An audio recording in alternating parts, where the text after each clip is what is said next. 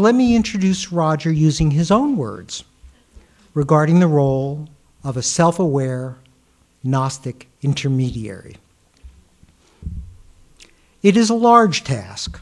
However, it is also an essential one for our time, as scholars and practitioners seek to understand the deeper significance of contemplative practices, psychologies, and philosophies. It may also be vitally important for our culture and species, which are drowning in information, but comparatively lacking in wisdom. In fact, it may be that we are in a race between wisdom and world disaster. We are in great need of wisdom and of Gnostic intermediaries to communicate it. So, please welcome Gnostic intermediary extraordinaire, Roger Walsh.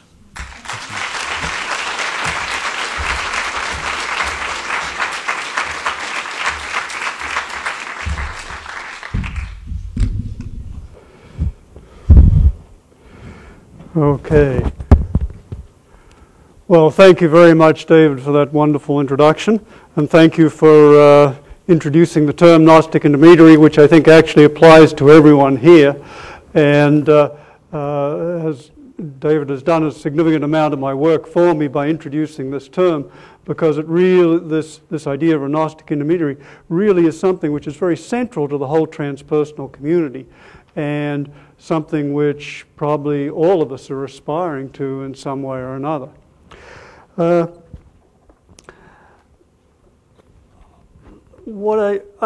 First, let me just thank you for inviting me to be here and to help open this conference and to return to my transpersonal community. It's wonderful to be back in this group, this community, because transpersonal psychology has provided for me an intellectual framework, a community, a spiritual sangha, and a group of friends.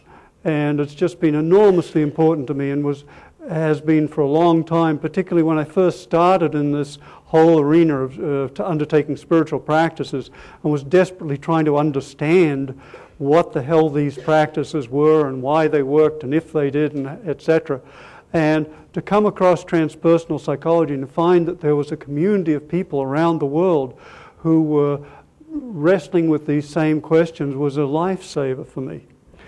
I came to California some 40 years ago from Australia, and I arrived as a hardcore neuroscientist with no spiritual interests. In fact, I would have thought all of you were kind of crazy, actually, at that stage. But California has a way of changing things, and even I was not immune. But I put up a good fight. I arrived from I'd done my PhD in neuroscience and my MD, and I did psychiatry training because it was about the only way I could figure to get an extra 3 years of free education and get a free trip to the States. So I arrived in California and began my psychiatry training. I still remember the kind of state of shock I went into. First off, here was California and all these people talking about getting in touch with feelings. And I remember my first psychotherapy training seminar, and people were talking about, helping a client get in touch with their feelings and immersing them in their experience. And I was sitting there thinking, what the hell have I got myself into? Clearly, if a person has a problem, you sit down with them, you figure out what the hell it is, and you figure out a solution. What else needs to be done? I had a little bit to learn. But very fortunately, I had the opportunity of going into therapy myself, and basically I did it out of a kind of moral obligation because I was doing therapy on people. Actually, at that stage, I was a behavior therapist. But I was doing therapy on people, but I didn't really believe it really worked. But I felt I had this moral obligation to try it for myself, so I figured I would go in for a few weeks and just see what it was like. And then who knows. Well, fortunately, I had the extraordinary good fortune to go into therapy with Jim Bugental, one of the major humanistic existential therapists. And I'll just say that I recently did a psychotherapy video on transpersonal psychology for APA. And John Carlson was the host, and he's interviewed hundreds of people doing various kinds of therapy. And he said, of all the people I've ever seen and worked with, Jim Bugenthal was the most remarkable. So I had the incredible good fortune of ending up in therapy with this man. And it took a little more than the couple of weeks I'd planned on. But after 2 years, I staggered out of there with my whole worldview shattered. With Jim's help, I discovered that there was an inner universe as vast and mysterious as the outer, which I had had no idea even existed. I felt like I had spent my entire life living on the top 6 inches of a wave on top of an ocean I didn't even know existed. Yet here was a veritable internal universe of thoughts, of images, of feelings, of imaginal realms, of possibilities, of sources of wisdom that I hadn't even known existed. And from this new perspective, as I looked around at the culture, it seemed like our culture was totally asleep, that no one else seemed to be aware of this either. So it was literally like a state of shock. How could I have spent my life so utterly unaware of something so unbelievably important? So I dove into all the various kind of isms that California has to offer, TA, TM, Eureka, EST, you name it, I did it. Practically every weekend was spent in a workshop of some kind. And gradually I found myself orienting towards spiritual practices and groups, which puzzled me mightily because I knew that religion was kind of the opiate of the masses, and spirituality was a relic of archaic thinking, and if so, what the hell was I doing getting something out of this stuff? And then I really puzzled over this, and then there was literally one moment which changed my life. One moment where I was walking to the bathroom to wash up for dinner, and I was crossing the living room, and in mid-step I had this recognition that hidden behind the conventional rituals of religion was a contemplative core which was constituted of a technology, a mind-training set of practices for cultivating the same states of mind that the founders had realized. And that this spiritual technology was accompanied by roadmaps, by psychologies and philosophies which described the worldviews and insights and discoveries that emerged as one did these practices. And that these traditions contained a gold mine, a reservoir of humankind's deepest accumulated wisdom, but that I'd been utterly blind to it. That moment changed my life. I dove into contemplative practices. I did some long retreats. And the day after I got tenure at the University of California, I applied for a year's leave of absence to go meditate in Asia. Disappeared off to Burma and practiced there. And eventually I was invited to go to the Menninger Conference on Voluntary Control of Internal States. Which I thought would be an interesting conference, and actually it was, because that's where I met my wife, Frances Vaughan. But there was a little problem, in as much as the conference started the day after my psychiatry board exams, and I spent the entire 6 months up till then holed away studying, and then I did the exams, caught a flight out overnight, arrived at this conference, and immediately became massively depressed. So I found a hut on the outskirts of this conference center, and I broke into it, and I kind of hid away there and tried to get my head back for most of the conference. On the final day of the conference, I finally screwed up my courage and stood up and said something. And at the back of the room, this woman stood up and said, "I totally disagree." Who could resist? So we got together, and I guess we kind of patched up our differences, because eventually we got married.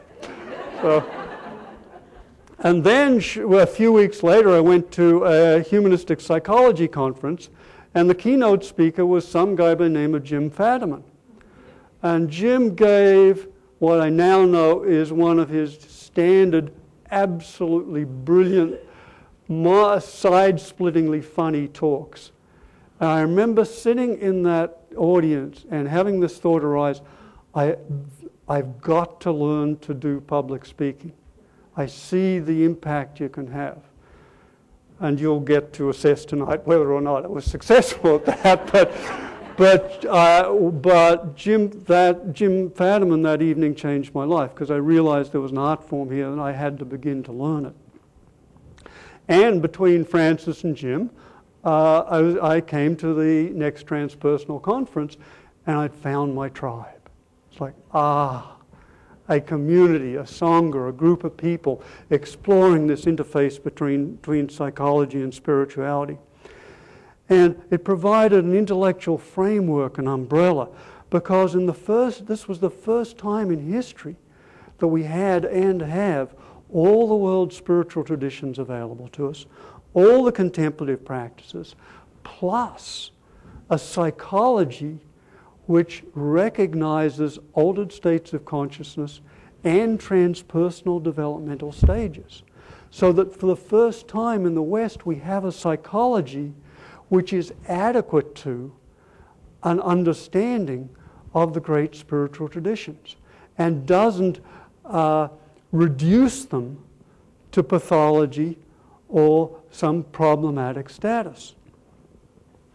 And now there was a way of understanding these spiritual traditions as psycho-spiritual technologies for inducing altered and higher states of consciousness, for cultivating post-conventional transpersonal developmental stages, and for cultivating the great virtues, love, compassion, wisdom, empathy, that the great traditions have held as their ideals across the millennia. We could now understand these traditions and make sense of them, and therefore we could function as Gnostic intermediaries. Now, David gave a nice introduction to Gnostic intermediaries, but as far as I can see, to be a Gnostic intermediary requires three things. Gnostic intermediaries, as David said, usually transmit wisdom across cultures, and it requires three things. First is to imbibe the wisdom. Second is to know the language and concepts of the culture or community you're trying to communicate to. And third is to be able to translate in such a way as to create an aha experience for people, whereby these things make sense. And that has been and is one of our central functions as transpersonal psychologists. So traditionally, Gnostic intermediaries have, as David said, translated wisdom from one culture to another. But now, for the first time in history, they're also called on to do something else. Because now the great religions and contemplative traditions are migrating not only from one culture to another, not only from east to west, but literally across eras. Because these traditions were born in agrarian civilizations of mythic worldviews. And now they're coming to an industrial information society with a postmodern worldview. So we are called to translate not only across cultures but across eras. Because the mythic worldview and language and concepts have no validity to a post-conventional mindset, to a postmodern mindset. So transpersonal psychology then allows us to function as Gnostic intermediaries, translating ancient spiritual ideas into contemporary psychological concepts and frameworks, and thereby allows us to understand, to explain, and to legitimize these invaluable traditions. Remember the old United States Army advertisement, Uncle Sam needs you, become a GI. Well, it's true, Uncle Sam does need you. Become a GI, but become a real GI. Become a Gnostic intermediary.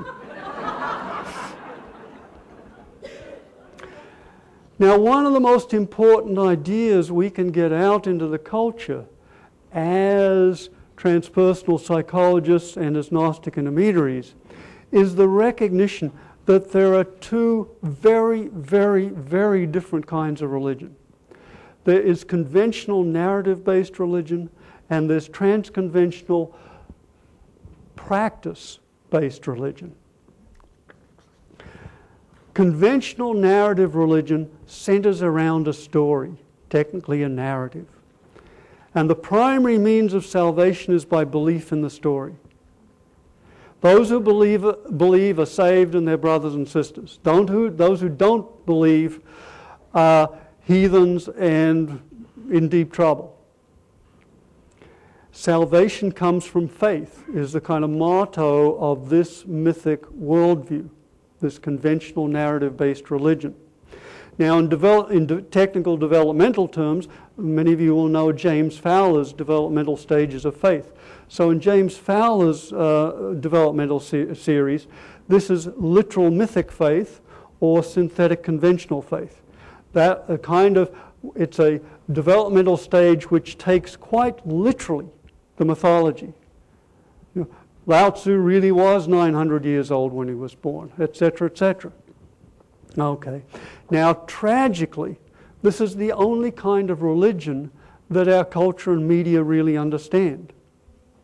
But what's really crucial for us to be able to communicate as transpersonal psychologists and Gnostic intermediaries is that there is another very, very different kind of religion, which is transconventional psychotechnology.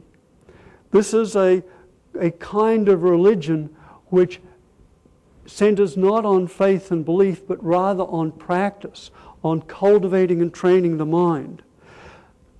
Because authentic spiritual traditions or practices or disciplines are psychotechnologies designed to train, tame, transform, and transcend the mind.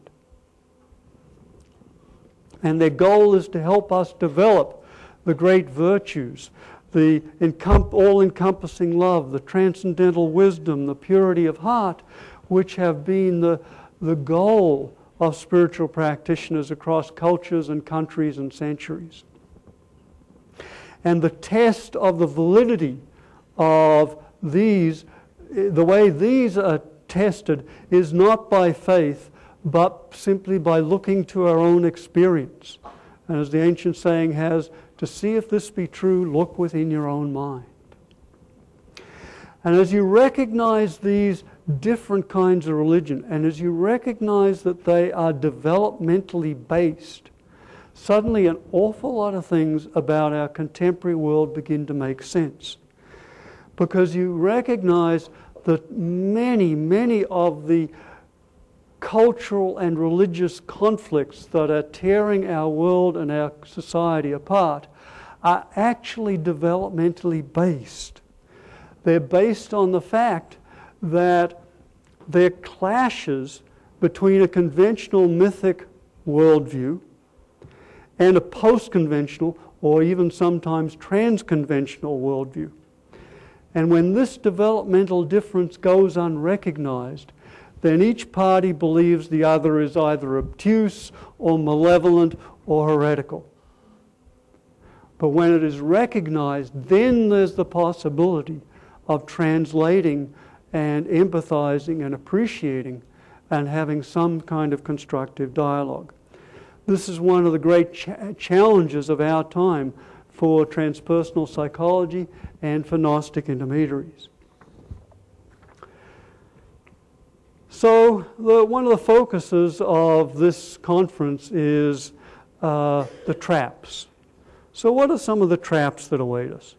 Well, we can map them out in various ways, but I suspect that most of the major traps that confront us, confront all spiritual practitioners, are developmental.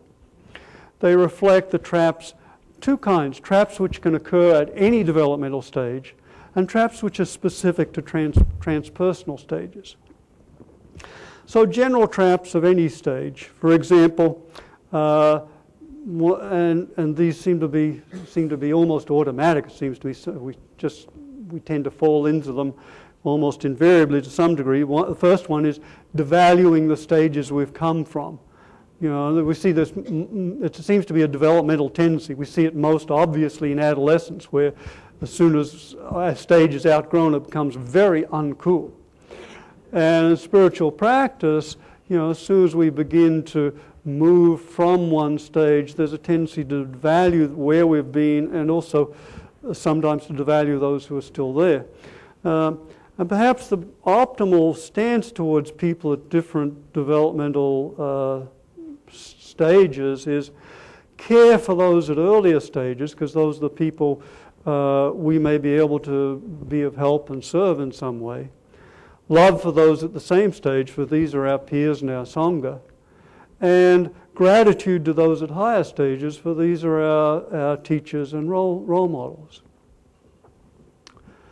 Second trap is the egocentric misuse of one's new stage or perspective. That is, using new insights and understandings for ego gratification rather than ego transcendence. And at the spiritual levels, this becomes spiritual materialism. And I have lost count long ago the number of times I've sat in meditation, had some great insight, and then the next few seconds later found myself planning how I can announce this to the world and ensure my fame in some way or another. Another trap is overestimating one's new stage or perspective, assuming one has found the truth with a capital T. Very interesting. A lot of you will have read the Carlos Castaneda books, and if you remember there, Castaneda talks about, or Don Juan talks about, the 4 traps of a person of knowledge, 4 traps for a person who's engaged on a path of growth or spirituality. They're very interesting. The first one is fear. The second one is power, because as you practice, you begin to get a little power. The third one is very interesting. The fourth one is old age, because the temptation to just give up and stop practicing. But the third one is the most interesting. The third one is clarity. Why clarity? Because when you experience clarity, that's when you think you know the way things are. And that's what you have to let go of to move to the next step. We have a very misguided view of growth. We think it goes from being obtuse and confused to a little bit clearer, a little bit clearer, a little bit clearer, and clearer. And actually, as we've probably all found out, it goes from confused to clarity, and then you got to give that up and be willing to be confused again. And it's very interesting. The twin lions which guard the eastern temples are sometimes said to represent confusion and paradox. And the person who would have wisdom must be willing to pass through both. There's a beautiful story which is a nice antidote to assuming we have the truth, and that's Isaac Newton, widely regarded as the greatest human genius, or at least scientific genius, to ever hit the planet. In 1665, at age 23, Newton was a student at Cambridge University. When the university was closed because of the plague, Newton had to go back to his family farm for 18 months until the plague passed. And during those 18 months, he revolutionized not one, but 4 fields of knowledge. He revolutionized mathematics with the discovery of calculus, optics with the discovery of the spectrum of light, physics with initial insights into gravity, and astronomy with initial insights into planetary motion. When he returned to Cambridge, he showed his handiwork to his professor, Babbage, who then did something which probably has never happened in the whole history of academia and probably will never happen again. Babbage resigned his chair in favor of Newton. Newton was encouraged to publish his results and did in fact publish one article on optics, to which he received 12 letters of response, and thereupon he proclaimed, quotes, "I have sacrificed my peace, a matter of real substance," and resolved never to publish again. Fortunately, he did not have email. However, in 1687, at age 45, he finally published Principia Mathematica, commonly regarded, I quote, by common consent, the greatest scientific book ever written. So here's the greatest scientific genius of all time, revolutionized whole fields. And here's what he said at the end of his life. "I do not know how I may appear to the world, but to myself I seemed to have been only like a boy, playing on the seashore, diverting myself now and then, finding another pebble or a prettier shell than ordinary, while the great ocean of truth lay all undiscovered before me.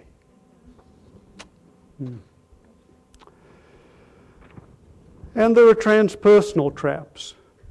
The first one, of course, settling for mere intellectual understanding. Yet spiritual traditions emphasize that the goal is to experience and stabilize higher states and stages.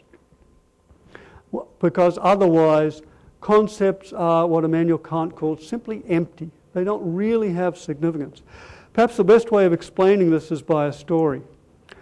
Imagine an animal finds this very curious object, and it sniffs it and it tastes lousy and it spits it out. Then an adult from a tribal culture finds it and it's very curious and opens and closes and has funny marks on it. And being a very bright woman, she makes a brilliant discovery. It's wonderful for starting fires.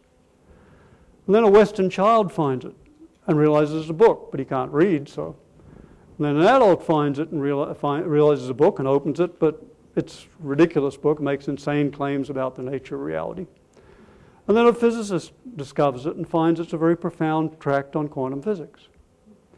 Now the interesting thing is, every one of those people was right. It did taste lousy. It was good for starting fires. It was a book. But what are called the higher grades of significance, that is the deeper meanings, were lost because the people didn't have the requisite training and to be able to see them.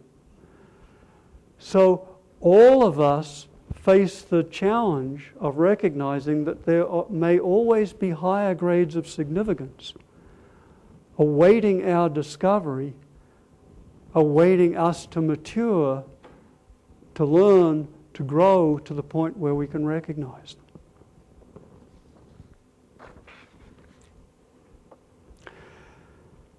And a final trap, complacency, the failure to keep growing. In general, at each higher stage, there's a tendency for the pains to decrease, the pleasures to increase, the powers to become more potent, the seduction sweeter.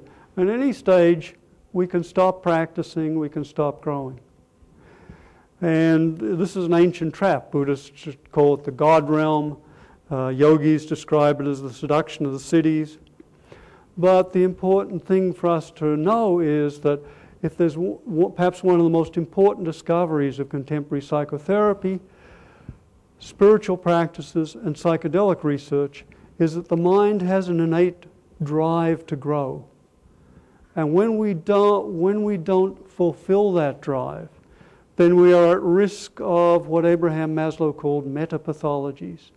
Those very subtle pathologies of existential malaise or anomie, which usually aren't recognized for what they are. And it's very interesting to look around our culture and see how much of the suffering, how much of the pathology is probably an expression of those kind of metapathologies. Okay, so we need to keep growing because, as Suzuki Roshi said, you're perfect just the way you are and you could use some improvement. Or as Annie Lamont said, God loves you just the way you are and loves you too much to let you remain that way. And of course, so our challenge is to find the antidotes for stagnation, and I know of no better one than relationships. Both a community, a spiritual community like this, and intimate relationships, close friendships where one makes a shared spiritual commitment to growth. And if you really want the advanced practice, I recommend getting married. As my beloved said once, only one of us can afford to take you seriously in this relationship, and it's not going to be me.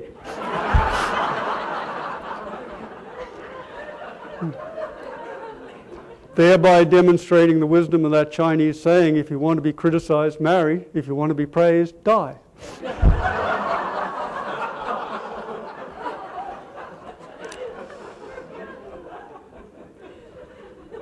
So, in the spirit of the TED Talks, I need to come to a closure, but I want to do so by just talking briefly about our role as we confront the global crises we're facing. You know all the crises we're facing. There are a lot of them.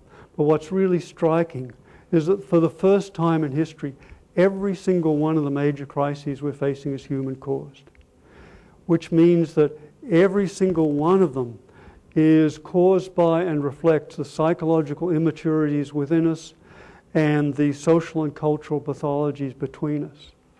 The state of the world is a reflection of the state of our individual and collective minds. And what we call our global problems are actually global symptoms. They're symptoms of our individual and collective immaturity and psychopathologies. So we're actually in a race between crisis, consciousness and crisis, between catastrophe and sagacity. We are called to cultivate the qualities which will pull us out of this. And so the great question facing each of us is, what can I do? And even deeper, what is the most strategic contribution I can make? And it's really important to realize that there are two kinds of questions. There are knowledge questions and wisdom questions. Knowledge questions have a one-time answer. Is it raining outside? Take a look. Nope. End of question.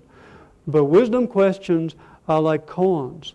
They have the potential to be asked time and time again. Each time we ask them, they have the potential for taking us deeper into ourselves, deeper into reality, deeper into the question.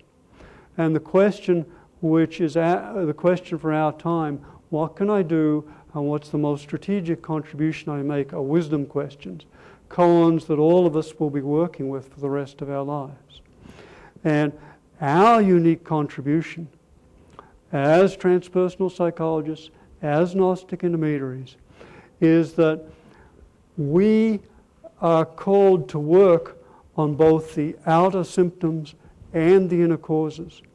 We're called to work in society to help heal, to help eradicate hunger and nuclear weapons, or at least to play our part in this enormous task. But also we're called to attempt to address the psychological roots from which, psychological and spiritual roots and immaturities from which these problems stem. So that's our challenge. We are called to be karma yogis, to work in the world and to use our work as our spiritual practice. So we go out into the world to go deep into ourselves, and we go deep into ourselves to go more effectively out into the world. And we continue this until inner exploration and outer work become inseparable. So we live in a time of enormous challenges and enormous opportunities. Never before have we had the power to imperil our species and our planet. And never before have we had the power to heal our species and to bring all people to new levels of well-being, prosperity, and maturity. The choices our generation makes will decide whether we leave behind us an evolving civilization and a fertile earth, or a failed species and a plundered planet, because we have the power to do both. Part of the power available to us is the transpersonal vision. And it's our privilege to be able to realize this vision for ourselves, to express it in our lives, and to let it use us to play our part in the great healing that's called for. Our world is in grave, grave trouble, but our world also rests in good hands, because actually it rests in yours. Thank you.